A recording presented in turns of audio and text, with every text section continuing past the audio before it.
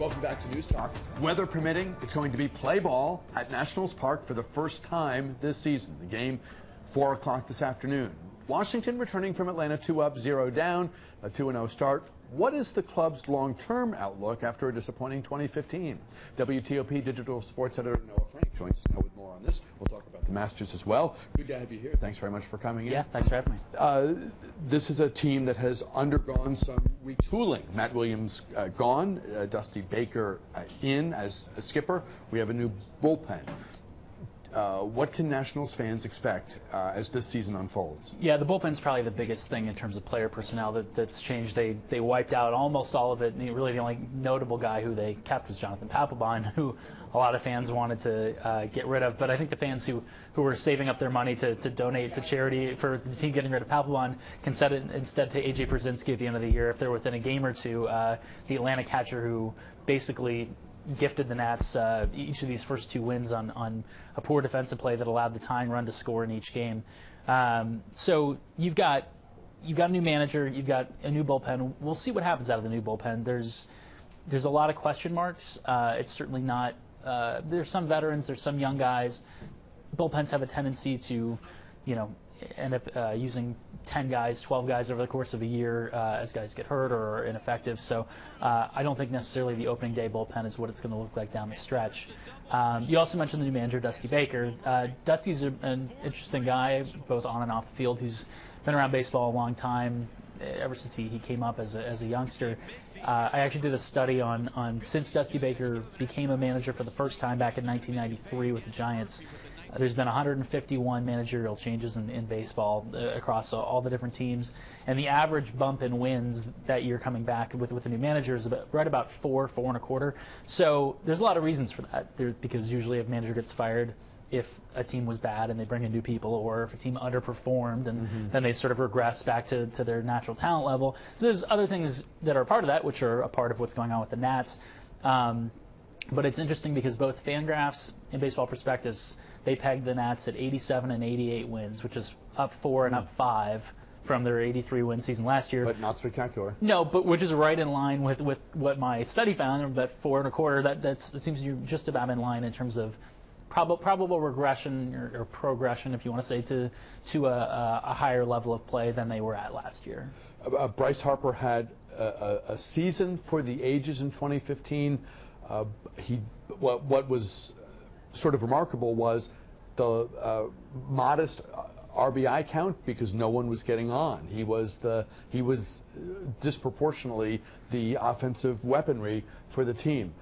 This year, they've got to be able to get guys on base so that if he has anything close to the year he had last year, it adds up to more. Sure. I mean, RBI is probably the single most dependent stat on the rest of a lineup that you have the least amount of control over. Even runs, at least you're controlling your own runs. If you hit a home run, if you hit a home run in terms of your RBI, you get 1, and then depending on whoever else is on. I mean, it's not a great measure necessarily of how good of a season someone's had, especially as you mentioned, Harper. That was the best offensive season in baseball since a guy named Barry Bonds. For any player, it doesn't matter how old or young or what league, and there's no real reason to believe that he can't do something very similar this year. The biggest difference for him, I think, was the plate discipline and obviously staying healthy, but the fact that he drew, I think it was 124 walks, where he wasn't swinging at the pitches out of the strike zone, he was forcing pitchers to come to him or else just taking his walks. If he can have that year again, if a guy like Anthony Rendon, I think, is maybe the single biggest key to that lineup. 2 years ago, he was a 6.5 WAR win player, basically, by being a good defensive third baseman and a really good hitter, and finished 5th in the MVP vote. If he can be, he's back at his natural position at third base, where his strong arm is in quick reflexes fit better than the profile at second base.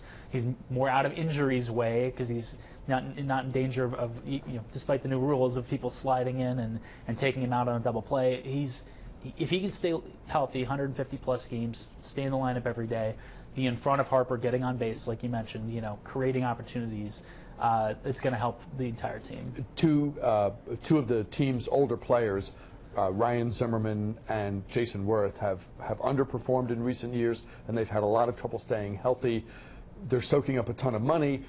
Do they play sort of regardless of skill level? I mean, if you know what I mean, do they play regardless of output because of who they are, or are they at a point where, and is Dusty Baker the sort of guy who will make decisions based purely on what he thinks the payback is going to be? I think there's slightly different cases in that, you know, Jason Werth, we know he didn't quite get his swing back last year after coming off of surgery, but even when he came back, even the second half that was better than that horrible first half, still was not good. And Ryan Zimmerman, and there were some defensive. Yeah, you know, he's a stone in left field. But when Ryan Zimmerman's healthy, he hits. And that's the thing. When he's been able to stay on the field, he's been, take his numbers over the course of the season, like a 25 home run guy and a guy who can hit in the middle of a lineup. I think as long as Zimmerman is healthy, there will be a place for him. I don't know yet about Werth. He didn't have I don't think he had a single walk in spring training. Stuff like that is, when you're talking about a guy with a really good command of the strike zone, these are the things that are disconcerting, is can he do the things that he needs to do? Mm-hmm. He doesn't have the power that he used to after all the wrist surgeries. Like you said, he does not cover good ground in left field. You can't stash him at first base because Zimmerman's at first base. Like, where there's no DH in the NL, at least not yet. So what do you do? And I think it'll be interesting to see. We said Ben Revere get hurt on opening day, the center fielder, the planned center fielder for opening day, and he's on the DL already. So Michael Taylor's playing center. Taylor's always done better in his second year at every stop, and he struggled a bit last year, but you sort of saw the signs of promise. Has some speed. He's the best defensive outfielder on the team. Has some power. If he plays really well in center field, and Werth really struggles in left field, when Revere comes back, I could see him being in left field because he does get on base at a decent clip. He steals bases. He's a good defensive left fielder, even though he's not a great defensive center fielder. Suddenly your defense gets a lot better. Right. If he's producing at least at the level that Werth is offensively, you just kind of have to eat the contract and not worry about it. And that'll be a storyline to watch for, without question. Let's talk golf for a couple of minutes here. The Masters kicks off today, of course, down in Augusta, Georgia. This has been a really interesting golf season in that big names have dominated ever since the first of the year.